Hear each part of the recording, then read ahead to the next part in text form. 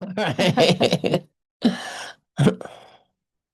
It's very comfortable. I want to know about your organization, about you, your life. That's great.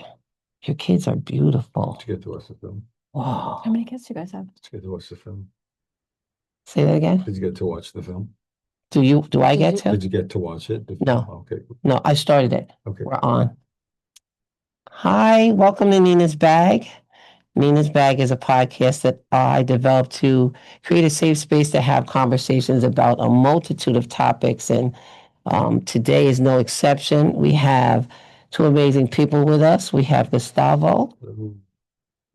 Remember, that's the camera. Let them see your handsome face because they've been banging it down over you. And now we have his beautiful wife, who is the co-developer of this organization, correct? Gustavo and Natalia, two beautiful people. Wow, incredible. I'm so excited about this because I've been wanting to have conversations with Indigenous people for a long time. And I'm just so glad that Angel, shout out to Angel for connecting the dots for us. I appreciate that. Thank you for having us. Yes.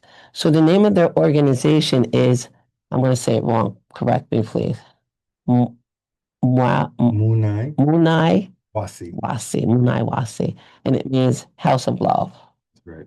Munay Wasi. Beautiful. The indigenous language of Quechua. Quechua. That is spoken throughout the Andes, South America. Oh, this is so much more meaningful. This is crazy. I have been trying to get, so there are children that go to high school here that speak Quechua. I've been saying Quechua, but it's Quechua.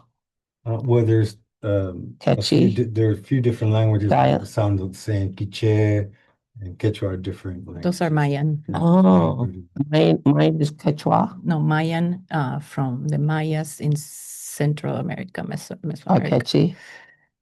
Quiche, Quechua. They're Mayan languages. Wow. There's I'm so excited about this episode. I'm going to learn so much. So the purpose of Nina's Bag is to advocate, educate, and elevate. And I'm definitely going to be educated today. And I'm really excited. I've been trying to get somebody Indigenous and I struck gold. I got a husband and wife team. Didn't ask for better than that. So Munay, Wasi, how did you guys, first of all, let's learn about the two of you. Can we talk a little bit about the two of you? Sure. So I know from you sent me that you started out, you grew up in Queens. I did, yeah. What about your beautiful wife? I grew up in Peru. Peru. Oh, that's why you're so beautiful. That's not fair. You are absolutely beautiful. Thank you. Wow. You too. Both of you.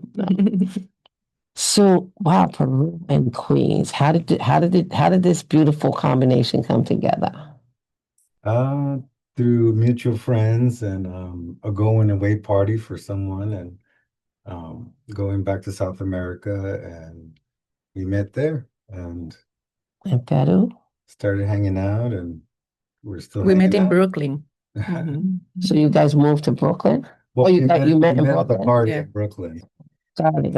And then back to South America? No, then we just started dating and things just opened up like that. And to this day, now we have a beautiful family with when I tell you beautiful, their kids are the ultimate combination of the two of them. They're beautiful. They have, I want to bring them in here just for 30 seconds before we leave, okay? Because they're probably not going to like it. If they'd like it. They're beautiful, beautiful kids. How old are your kids? I didn't get to meet them or anything because they are. My son Mayu is 11 and my son Katari is 13. And we also have a daughter that is going to be 26. Her name is Kyla. Oh, she must be gorgeous. She's my daughter, and you know, her all family and that way. Got it. I understand. Second mother. I understand. I have one of those too. I have one of those too. That's amazing. And also want to say a big hello to my daughter Kyla's mother, Alina. Look at that camera and say hi to your daughter and this family as well. So that's so nice. I'm grateful that it's all like that for us. That's beautiful. I love that because it doesn't always work and that's how it should work. Beautiful. So you guys met in Brooklyn. So what made you want to to do this, to do this foundation? Quite a journey. I'm sure. Quite a journey where when we met, am I talking to you or to? You can talk to the camera, it doesn't matter. Oh, okay. Yes, let them see your face. We met and it's been quite an adventurous journey of discovering each other, ourselves, on many levels from who we choose to be this day to where we come from and I want to know about that. different aspects of what that means to us from when we first started to remember who we are to where we are now in our awareness about ourselves and each other. Let's talk about that. Because many people don't look at their roots. They don't look at their heritage. So people get caught up in life today. You know what I mean? Mm-hmm. And that's one of the reasons my mom is Indian from South Carolina. Mhm. And I always wanted to know more about that part of me. Mhm. And my mother would talk about the farm and her horse and her papa and things like that. But I didn't really live that part of it. You know what I mean? So I think it's interesting that you were born in Queens and you were born in Peru, but people tend to forget or not be so engulfed in their heritage, and I think that's beautiful. Sure. I mean, that was indoctrinated for us to identify ourselves as Hispanic or Latino. You said at the beginning that, I really want to speak to indigenous people. I was like, you probably speak to a whole bunch. I do. Here in Kingston, Like people this. they call themselves Latino. Puerto Rican or something else, Latino. where a big part of why they're still even here comes from the roots of the Taino people, See. So that's kind of like part of our journey also too, to really wake up to who we are and what part of us of our makeup of our experiences do we resonate with more and can benefit more and just a healthier way of life. So that's how we did it with discovering our indigenous roots because I'm Afro-Indigenous and I have some Spanish roots in me too. And but out of all of it, those traditions that are living traditions that somehow got infused in the way we grew up, in my household, which was my family's from Colombia. And it's still preserved there and it's still alive and it's something that resonated with a healthy way of life for me. What's interesting to me is that so many Latino people, it depends on the family culture. So at home, everybody's Latino, but to make it and to deal with all of the stigmas and all of the different things and I meet some Latino people that are encouraged by their parents to think more white, to think more how do you integrate in? How do you so I'm really, really proud of that you two are, chose to really dig deep in your heritage and your culture and to maintain that. That's powerful to me. It is. I think that and many people don't understand what Indigenous is. Can either of you would either of you like to elaborate on what Indigenous means to you or what people need to Right. really understand? Yeah, that's like language, right? Mhm. Sometimes language is not too helpful, but like indigenous means to be from territory, right? From the territory, from the land, and we identify as part of the indigenous people of the Americas, and so that it's from Alaska to Patagonia. That's the American territory, and so indigenous people from the Americas is people that their lineage, their ancestors come from that land. From the land. I love the way you're putting that. From the land. Because that's a very, very good description of it. Do you, when you decided to actually develop this organization, did you think what was the purpose behind it? Where did that come from? Well, we had a community while we lived in New York City, where we came together and remembered together who we were through That's awesome. prayers, meditation, ceremonial traditions, like a pan-indigenous thing. And from there, this was a place called Brook Park in the South Bronx. Shout out to friends of Brook Park, really beautiful people that took this little plot of land and turned it in that was abandoned and full of garbage and turned it into a beautiful community garden that still Wow. serves the community today.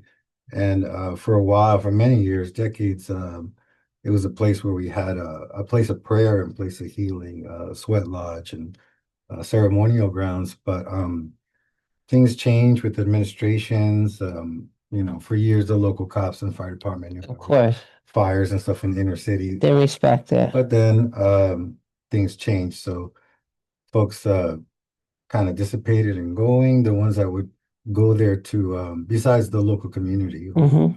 Um, so when we moved upstate here, we got to we took care of a little piece of land there in Ellenville, and we So opened, Bloomville's where you guys are now. Yes. yeah, and we opened it up for our close community. So yeah, we can have our prayers here. We can have Mhm.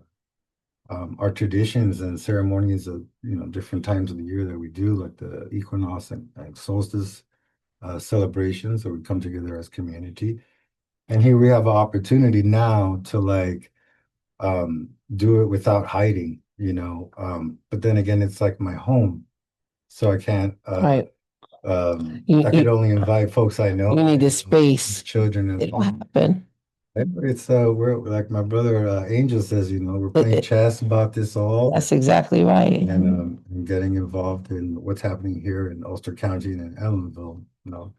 But with Munay Wasi, our friends one day just started to because we said we wanted a name for the place. We should name it. And then when we lived in Peru, Wasi means house, so they have like a lot of tourist spots, Hmm. like a pizza Wasi or burger Wasi. So it's a joke for us. We were like, let's Like, call it Munay Wasi. Like the right. concept of Munay, we'll get into a little bit more. And then folks stopped saying they were coming over to Gustavo and Natalia's house and going over to Munay Wasi. That was Natalia's house. Yeah. So you named that Munawase, Munay Wasi, the meeting yeah, place. because it surrounded a lot of our um our space, our community, what we're Principle. focusing on, which is that love and starting with that self-love first. It's more of Wow. a concept to study and understanding for an entire lifetime, the concept, the energy of Munay, of love, that way.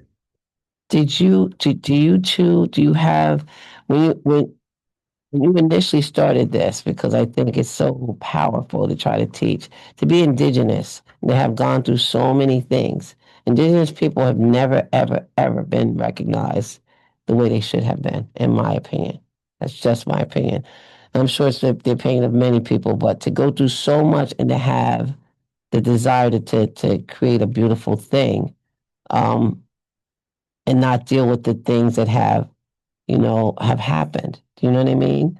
It is That's pretty strong minded to be able to encourage love, house of love. That safe space, And to create a safe space is one thing, but did you guys ever run into any pushback in the community that you guys actually built the safe space? Well, I think it's a new thing, to even be able to, as indigenous people, to have A space. a space, a voice like you do, like we That's are right.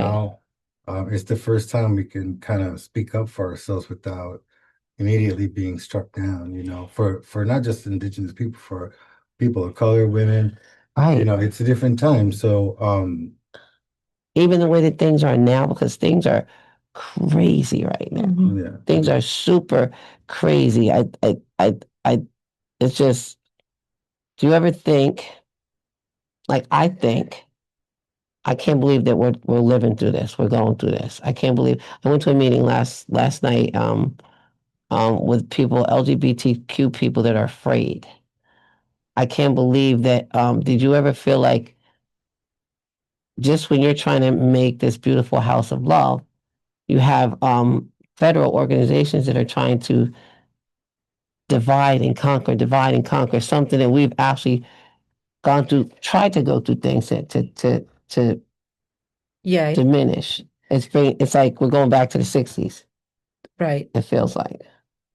But if you think about it, it has never been too different for Indigenous people, really. That's right.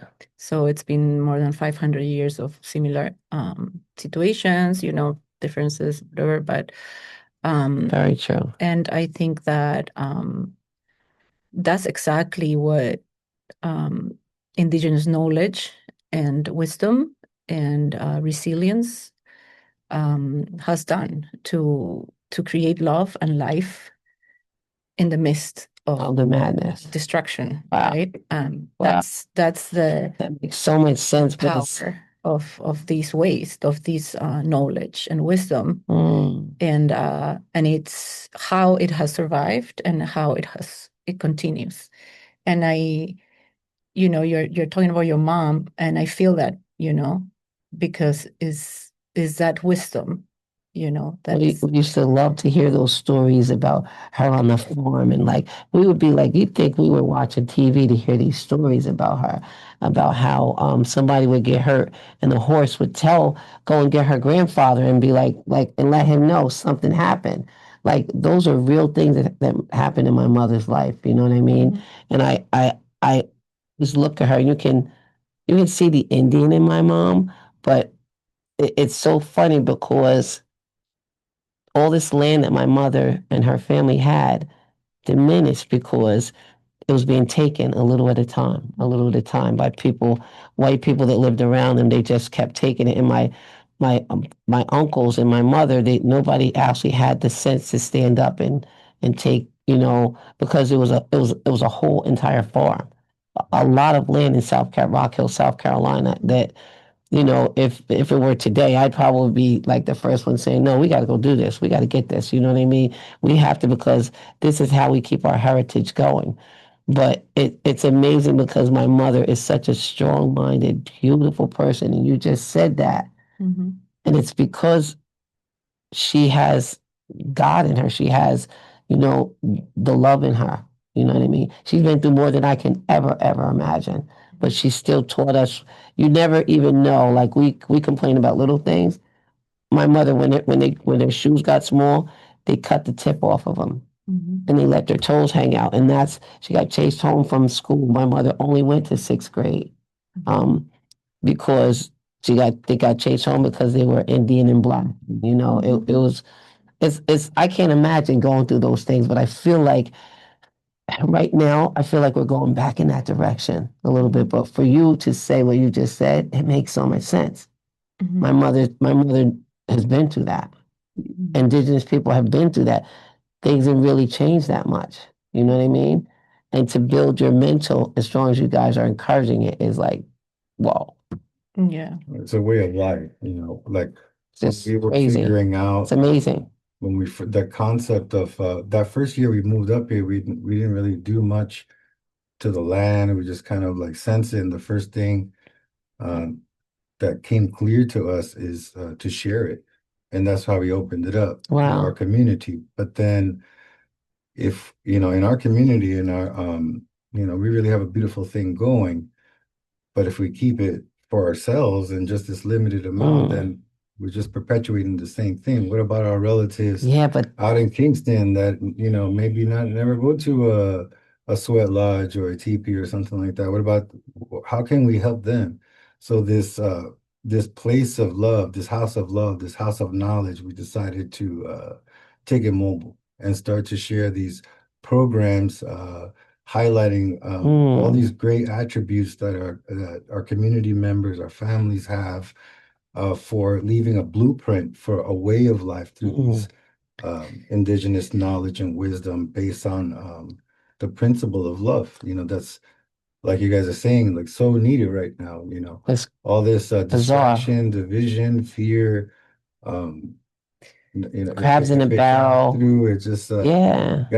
no doesn't even have a chance to stand against that power of love, So That's amazing. I think it's great that you're opening it up to other people and everything. I think that's great. You're wanting to draw people in, let them learn and everything else. I mean, Yeah. Yeah. in the high school that there's more to it than about them and their identity, that what's going on in the news now, even the entertainment scene. There's more to the island indigenous rooted people than maybe Bad Bunny. There's other options out there. Bad Bunny's Exactly. great, but there's that more to heritage it piece. that root Right. will transcend and leave that core love base for the generations to come. I That's don't know how long that's healing. Yeah, it's I healing. think we need to get rid of the TVs and just do more on the land and stuff. Mhm. I grew up on a farm and I grew up not, like not with a lot of money and stuff, but I loved being on the farm. I loved it. I think it formed me to who I was, and I still miss it sometimes. But my mom, she has 50 some acres on one side and we all have 2 acres each and our kids are there. And on the other side, it's not, it's still farmland, but nobody uses it for that. But I love it. I love being able to get on the four-wheeler, go down by the streams and, do all that. But I did hay, I did all that stuff. See, I don't know. I'm like I totally love, lost when it comes you to know, that my I grew heritage. up in the city, so Yeah. I'm like I switched totally out my lost. Jordans for a pair of overalls. I love It's so it. healing. That's crazy. I like that. The first little thing I did, I built a medicine garden for my wife, and she does a lot Really? of birth work and Do doula you? work, so she work with You're a the doula? traditional Oh my. plants and I So love that. I would about that. We just So had a doula on my here. mom sugars my things. Justine. I know some, but not everybody. Yeah, and she does that. Yeah, Justine does that. Yeah, that was a great episode with her too. Shout Mhm. out to you, Justine. But tell me, because this is so good. So my mother used to make all these concoctions Mhm. that she swore by, like she'd take onion and just weird things that I would never even think to do, but it Garlic. worked. Mhm. It worked. Do you do things like that? He said he created a space with a garden for you to use. Do you know how to do those things? Yes, but I learned too through my own process, because I think this self-care, self-love, is also about like knowing how to take care of yourself and take care of other So people, important. community care. And yeah, I do work with the plants, with the herbs for medicine purposes. And we make salves, we make oils, we make tinctures. Wow. We use them for different purposes. Yeah. My weird mind is my mind always spins. I'm always like down the road. I'm trying to think what can I do to help you too? What can I do to help project this and promote it and help you guys get funding? Are you guys a 501c3? we are Oh, there it is right there. not for profit, and it was Oh, this is really getting better by the wonderful. minute. Um, Good. so we're through these years we've been putting things together to put us in place. This is the first time we're actually doing this. I didn't study this in university. It's It's better probably. yeah. Some I of my feel friends in it. Yale say that. My brother was an artist. He tried to go to school. He's still the most amazing artist with no education at all. I believe that Yeah. the natural is much better. I don't. Books aren't the answer to Everybody's everything. paid for books and Well, I also have stuff. a lot. Yeah. We have a lot of support and a lot of great people like Angel Gates and the Hutzy folks who been helping us build this Angel. presentation for funding. We want to get be fully funded for and set goals and things like So that. But I have suggestions for you guys, and I'm going to wait until we're off camera. And just because my mind always spins like that, just possibilities. so in the meantime, we're starting off with workshops and projects to show a little bit more of what we can do, I love it. and where we want to take it. My wife even she's Natalia, I love the way you say your name. Nobody can say it like you say it. Say it, that beautiful accent. Say it. Natalia. Natalia. Say it. She is finishing up another master's in social work and decided to take her internship at the Ellenville Community Center, working with local community members there who look for counseling and things like that. So, Wow. and then as myself, I've been working on restorative justice gardening project called Sofrito for the People, for of ways for families, for people affected by the judicial system and all that to find healing this with is gardening crazy. and create products. I love that. So Me too. as a collective, learn heal while making food and bringing it to the people, and at the same time have that safe space, and be able to provide for their families too. And then I love that. looking to also work with students in the local high schools and Do you guys know Frank Mulhern up there in Ellenville? Frank Mulhern? we're just emerging from our out from our Your cocoon? well, we wanted to take our time with it because this is It's your a way thing. of life project for us, and Mhm. we want to take our time to be the most clear with the message, and And not let anybody change what you guys are trying to do. no, we're gonna be what we are. I love We just it. want to put it in a way where it can reach the ears, eyes, hearts, and we do that through this ways of life sorts of projects. First is we wave that flag of family, of children, love, preservation for the generations to come. Are you guys on social media or anything? are. You do? Mhm. Okay. Munay, Wasi. Okay. Do you, Wasi do and you, you mentioned helping people that have I don't know if you use the term incarcerated, but people that have actually been in trouble before. Did I understand that correctly? I mean, affected by the judiciary system, which can look so many ways. It can be look a lot of It ways. doesn't have to actually be like Incarceration, right? Mhm. So it could be a kid that is a young person that's troubled, Mhm. that is goes before the judicial system. And is your program ever utilized as a an option? Are you guys doing anything like that? So in other words, I used to in a previous position, I worked with youth in Ellenville, and I actually went to court with them, and I told them that I had I was teaching kids and their families about the importance of therapy, and because of that, a judge actually said, "Wow," because as crazy as things are, a lot of rich people have therapists. But people that like us, everyday people, don't always put the time or the energy or belief or understanding that there's hope. Now, I want to bring that full circle because your education is it you said social work? Yes, I have a master in geography, and then I'm doing a master in social work. Okay. So social work in the capacity of helping people and that. Yes, I am doing my clinical internship right now because I will get the license that You guys clinical are going to social be hella. worker. She was actually work, if you want to say what you're doing before, a little bit maybe.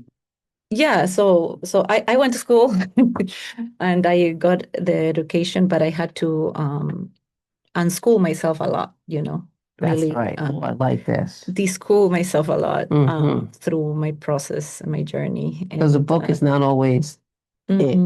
I love that. So, but still, like I still believe in education, learning, and I also believe that we can change that education system, and Thank you. and include, like for example, for what is important for me is to include indigenous knowledge, and so because it's definitely not in educational systems. or in It's eliminated. not only in the education system, but not in the institutions. That's right. So like you were talking about therapy, and that's what I'm doing right now. But of course, I'm in training and, the degree and all that. But really for us as Indigenous people and ways of thinking, there is no separation, like everything we do is for our health. Everything we do is part of our mental health. And people don't look at support. mental health always. Like a lot of people that are underserved are so busy trying to figure out how to make it, how to survive, that they Right. don't realize that mental health is a part of health as well. Right. But why people mainly suffer mental illness or mental health issues is because of that disconnection That's right. with ourselves and disconnection to spirit, disconnection to land, to just life itself. And this is what Indigenous wisdom and knowledge can really show us, because that's how How to we bridge, have all how to lived. bridge the understanding of why certain things are the way that they are, and how to actually improve or support yourself, because you Yes. keep taking it back to health. And I love that you keep doing that, because there's many facets of health. Mhm. I love the fact that you are constantly encouraging health in different ways. And I think And I think that this more Western mentality of health is very isolating. It's health, so you take a pill or you like Thank you for saying that's fix so the true. person, right? You want to fix the person, but you don't want to fix the system or the yeah, that's environment that is creating, certain or the situation that's people. causing that person to Exactly. be sick, like Yeah. the actual issue. I And think we all need to be outside more. Yeah, and the sense of belonging, and that's another aspect, I think, of why we wanna our part of what we do too is and how we have learned from our elders that have passed on some understanding of how things are now in the present, right? Because a lot of people may think Indigenous people way of life is something from the past, and we are here now and we are living, and I love that you guys encourage and the unity between Indigenous people of all different parts of the continent, like what you were mentioning, and I did work many years with the process of release of children in detention from the southern border, where many Indigenous wow. minors from Central America, mainly also from South America, but were coming, and they are all around. And but this unity, because it's about empowering each other, empowering and supporting each other, and finding the unity, finding the connections that we have. So if we have someone from here from Mohawk territory that identifies as Mohawk, and someone from Guatemala that speaks Quiche and is right here in Kingston, right?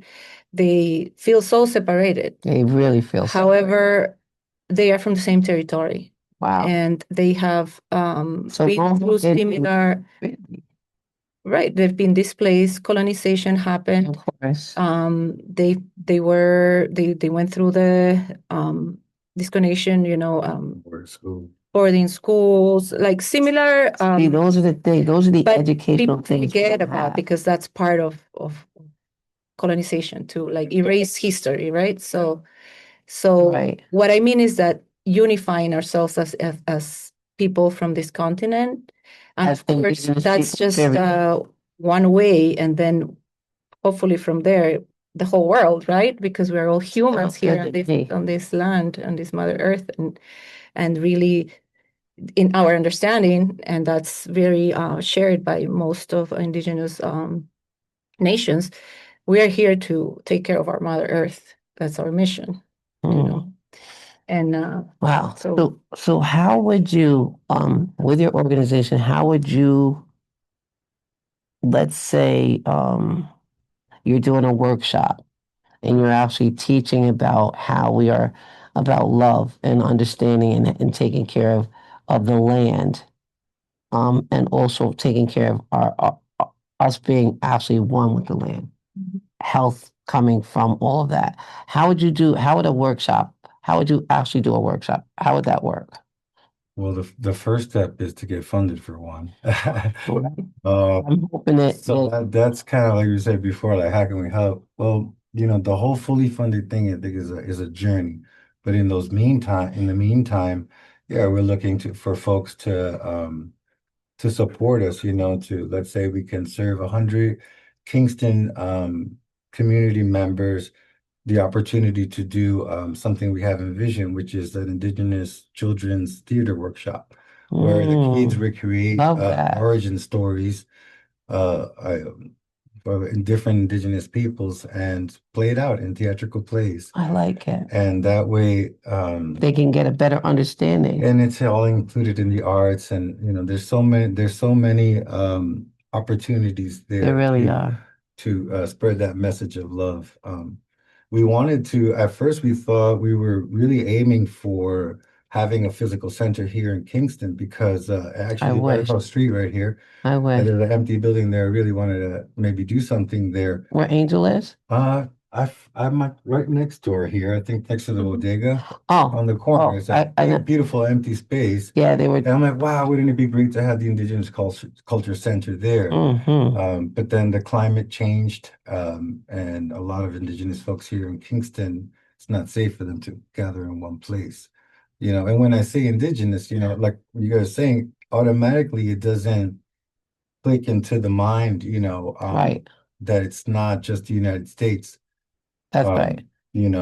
For us, when they were showing the depictions of the children in the cages in the border, there's no different to us to see a Mayan child or a Cherokee child or something like that. It's the same. It is the same, and it should be looked at as the same. But borders and keep us separated and national pride, and I'm not this and I'm like that. It's still a lot of decolonization. That's exactly in identity. But through these like workshops that bring joy, it's not these are serious topics, but we can find that healing I like through the arts, through music, through the storytelling. I love the storytelling. And so that's what we're here to do, to actually keep for us on internal administrative part. We really want to see this become sustainable, so that we can continue, because we also have our personal things, our mortgage to pay and all that. Of course. So I was actually hoping to do something with domestic violence. I'm always talking about domestic violence and things like that, and I have it for Latino people. My son's abuela is from Honduras. So I'm always trying to pull in Latino. Like, I never, ever, ever am exclusive. I'm always trying to be inclusive. So, and what I found was I would have an event, and the people that I was trying to really make sure pulled in, because they're taken advantage of more so because they don't have anybody they can go to. Do you know what I mean? So I was trying to create a safe space. You mentioned having a center here, but a lot of people here don't feel safe.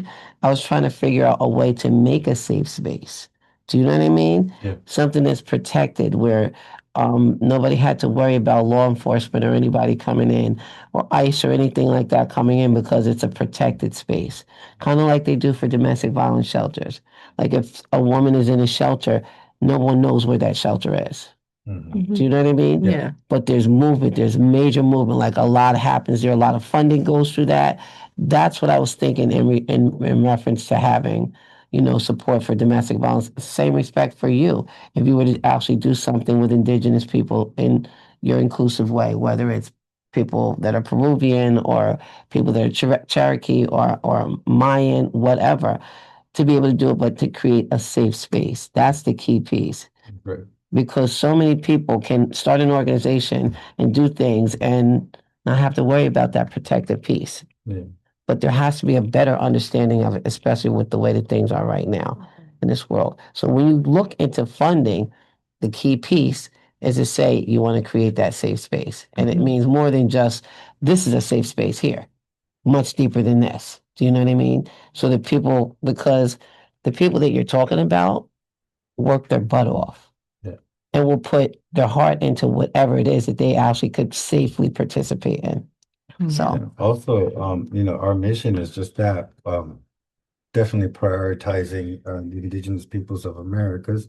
But it's not only for us, it's for all people. We are one people. That medicine wheel, the black, white, red, yellow, it's all of humanity. And for sure we're not all the same, but we are equal. And these workshops are not only for us, but also to educate too non-indigenous people. There's been good point. that was you asked about the challenges. That was the challenge because we had to really redirect not having a physical one building and take a step back. Well, okay, if you do workshops here, there Mhm. for different backgrounds. So you can actually be paid to come in to do a workshop to um one of the things that I actually am thinking about is Albany. Albany does a lot of workshops with youth and to teach them about indigenous principles and things of that nature. They actually look for people to come in and do those, and I'm going to make sure that I keep this bridge open to give you guys information when they're actually looking for people to present, because that's an opportunity for you. I have a friend that did yoga and she was getting $1,500 for 1 hour. Like, you know what I mean? Like that.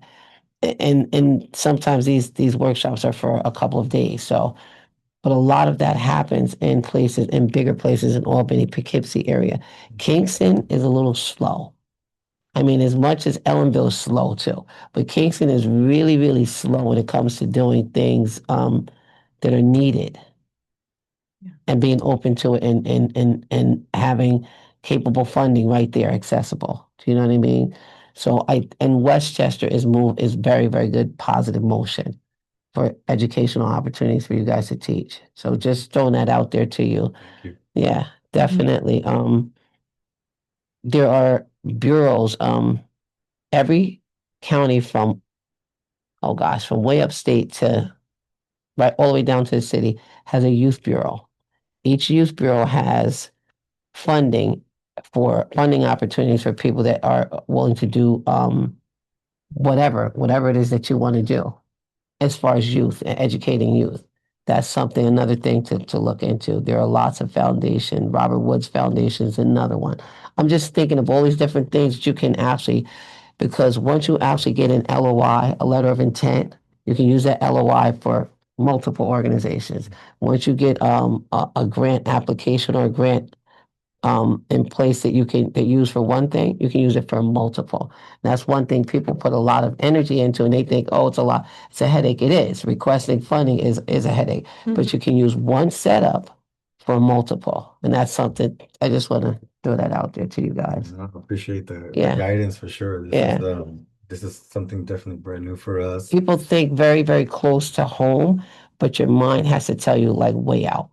You got to think way out because the NBA does funding for youth programs. The National Basketball Association does funding for youth programs. You guys have the 501c3. You just got to take that thing and work it Mhm. in a much bigger arena. Doesn't mean you have to do it there, but they'll give you funding to do things here. Yeah. So any way I can help as far as bridging those gaps, because there are always gaps and people are not receptive. But what you guys are teaching is probably more powerful than half the things that people are getting funding for. Do you know what I mean? Thank you. So that to me is like it gives me passion to like how can I help? It puts me in that mindset because me alone, I would love to learn more about my mother's culture, her Indian culture. I would love to know more about that, because a lot of farming and things like that came from that culture. A lot of the way of thinking. Like my mother could take a little bit of money and make it last way longer than I can. But it's because of how she was bred, how she was raised. You know what I mean? I think we need to teach kids that. I need to be taught that. I'm a grown up. I need to be taught that. So I love what you guys are doing. Your family purpose. all these good things. You wrote a lot of good things. This is the person here that does all of the thinking as far as and putting it on paper. And I didn't even really look at it because I'm always too busy, but I need to be less busy because I could probably bring more to the table. I do things off the top of my head, like just thinking and connecting. How can I figure out a way to help this make that happen? Like I love to see, I did a big event at the theater here in Kingston. It was a youth forum. And I had all these people tabling. Didn't charge anybody anything for anything because I wanted people to, and the topic was mental health. That was the basis of it. But I would have loved to have you guys as speakers. You know what I mean? There's opportunities for you guys to do what you're doing right here, come speaking, but get a fee for going and doing that because this is we've had a priceless. couple of opportunities like that. Yeah. You could We have have an tons of them. LLC too. Yeah. So Yeah. we're going to talk more. That was kind of sidebar stuff, but Yeah. I would love to talk more about that. But I have a question. sure, Yeah. What's the most rewarding part of this journey so far? What's the most love it. It's a beautiful way of living. Seeing you guys together, and I don't even It's know you, but beautiful, right? just I think for me that being a part of witnessing the miracle of the healing of someone with that self-love, that awareness, that shine in their eye, when they wake up to a new notion, that keeps me motivated, It's like being able to be a child again over and over, that moment of innocence, of purity, of that love, to know you're taking in something positive, Mhm. And I witness that all the time with sharing these way of life, different aspects. And it's really wonderful to see people start to take the suggestions, take a deeper understanding of these concepts, and then seeing it evolve sometimes very quickly to daily practice. And that's what it's about, the day-to-day good health, Can you give us, I love that question. Can you give us an example of like maybe somebody that you brought in or you talked to or you gave them, you're trying to educate them on how to self-love, how to, maybe somebody that was dealing with something, don't need to know what they were dealing with, but somebody that you helped in that way. Can you think of like an example of somebody that you were able to give them the basis of how to be healthier themselves as a solution to whatever it was that they were dealing with? come to mind. Rolodex. No, that was a tough question, and the reason why I asked that is because do you possibly? Yeah, memory that pops up. Look at it. I'm not sure. I'm just thinking that also is that we all heal together, we all heal together. The power of the collective is very important, It of is. the connections that we can have as people. We are all humans. Nobody is like more or less, but we can help each other, guide each other, and Collective is a key word. that's how we got to better our lives, and live a more fulfilling life through this experience of learning from elders, from other community leaders, and it's a Do you guys chain. have elders too? Lots of Do you? different tribes and different nations that have adopted Can you us. invite me to something? I want to be around just That's part one of the day. mission too, like Just one day. to have ¿cómo se dice? Encuentros, A meeting, like a meetings, gathering. gatherings of different nations, different elders, like also part of what our journey and our understanding is that this is a time of this collaboration and like reciprocity between the South and the North, so that's Reciprocity. That's a getting- big one right there. bringing those like different knowledges from South and North together, like what I was saying about the Mayans and the Mojo, like things like that, where we can, have a space to share and then see our similarities. That's big growth see right our- there. See where we want to go, Right. right? As people. Are there a lot of indigenous people in the Ellenville area? Sure, just a lot of them don't know that they are. Yes. But we have a really beautiful relationship with some relatives in Akwesasne. Shout out to Chief Tom Cook, Uncle Tom. We love you very much. I love it. He loves coming around too. Where is that? What is that? The Mohawk Reservation up north by the. Got it. That's And then fascinating. even to that point where we adopt each other that way. Mm-hmm. On this red road of life, how we call it, we could always go somewhere and always be with family that way. Another shout out to my brother Joe LaFrance over there from the Mohawk That's Nation. beautiful. He's a big supporter and a big part of Munay Wasi as well. Beautiful, beautiful. I don't know where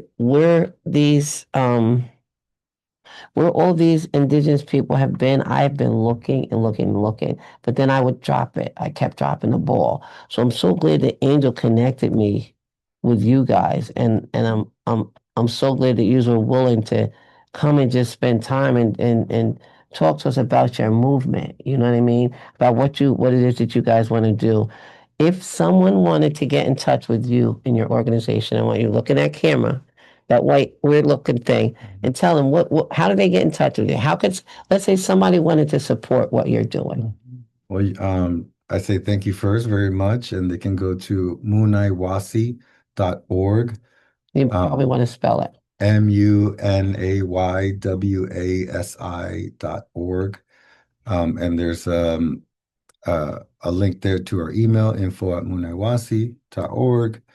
There's also we have an ongoing GoFundMe happening where until we get these workshops funded and all these kind of things to help us out with the day-to-day to continue this mission, this movement. And then also, if you want to check out the links on Hutsi TV on YouTube, the premiere of our short film, which was originally intended for a part of a pitch deck for this, but then it got shown to a few people and it premiered at last year's Woodstock Film Festival. And then it premiered to the world on Indigenous Peoples Day. This just passed right now.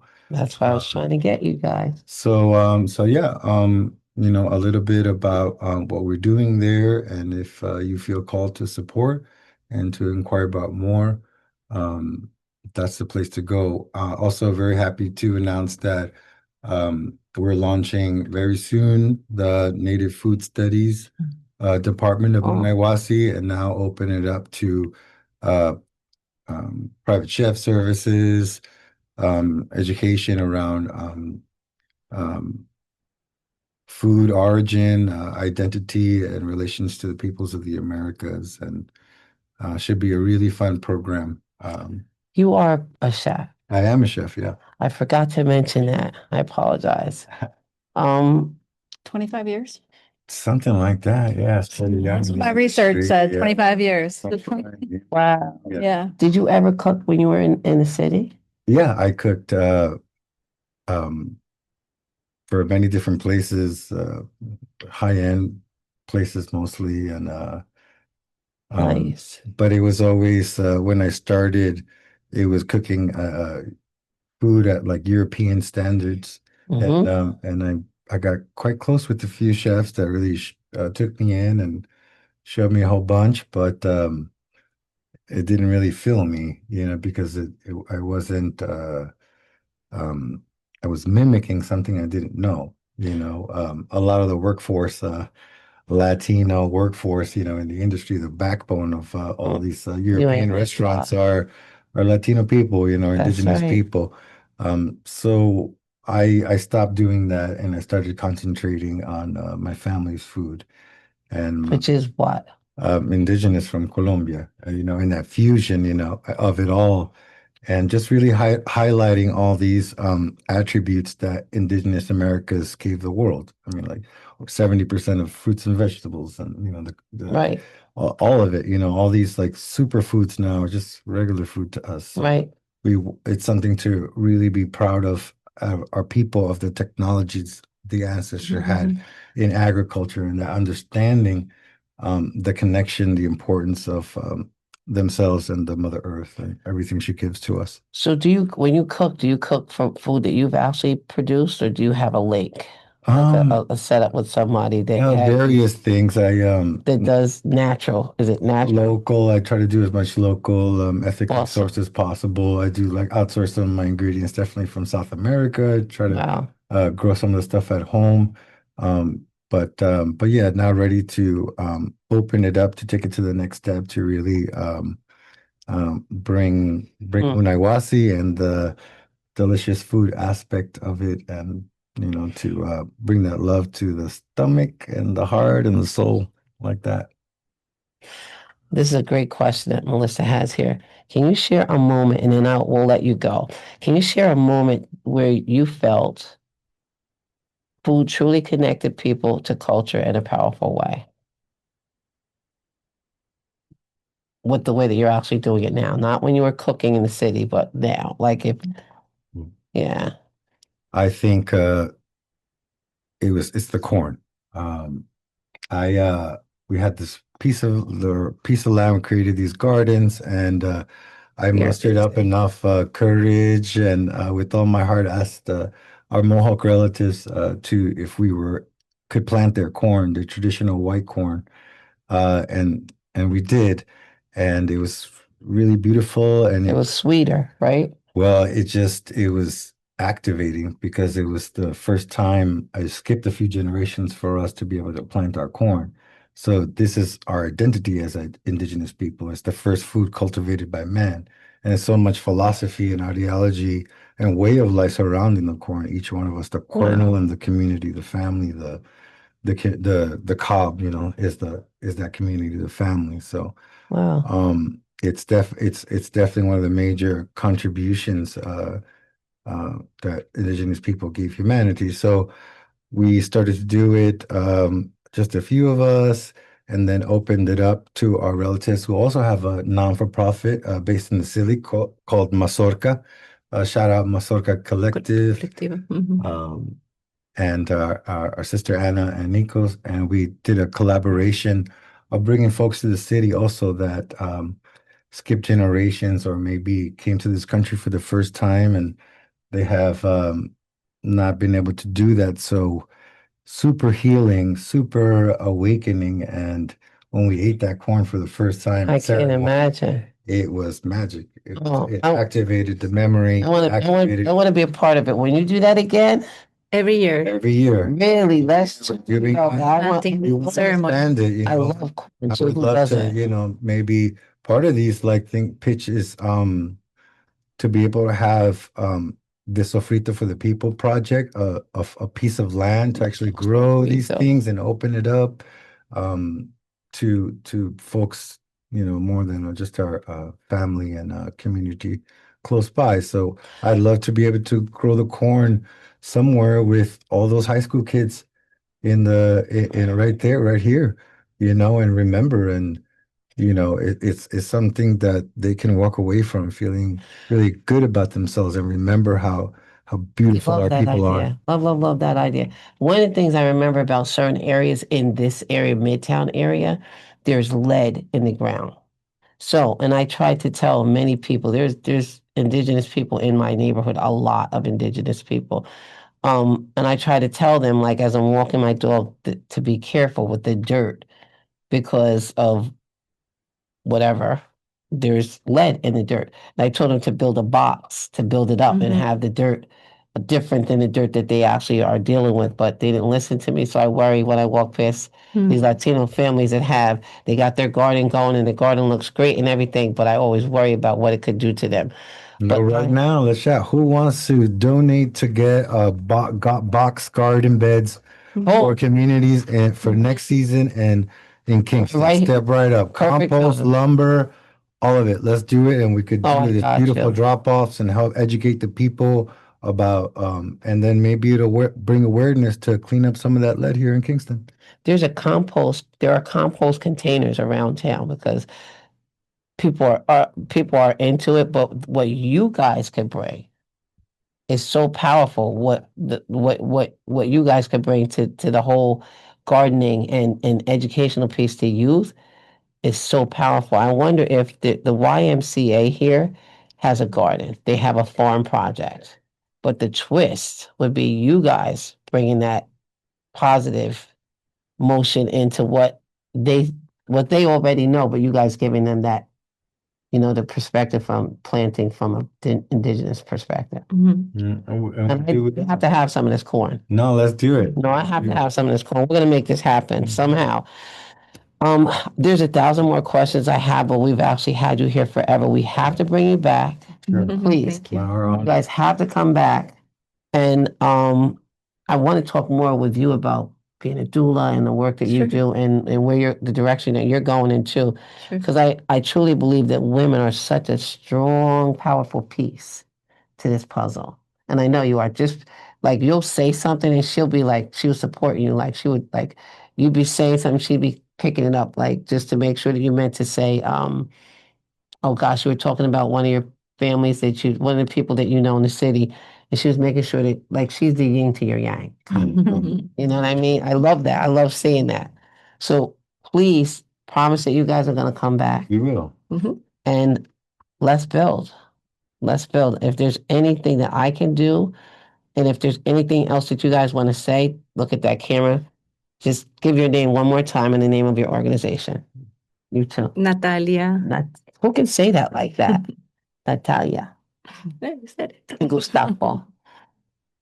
And Gustavo, and just thank you very much for this opportunity here to be on this and meet Thank you. And I you think too. this is a wonderful start to weave it together for the collective, I for agree. the good of it all. Yes, thank Down you the so much. road, when we're having that corn in Kingston, when we're tasting the corn where you taught me and whoever else how to farm, how to make this corn, there's something different that you guys do. I know you do something different. It's a prayer.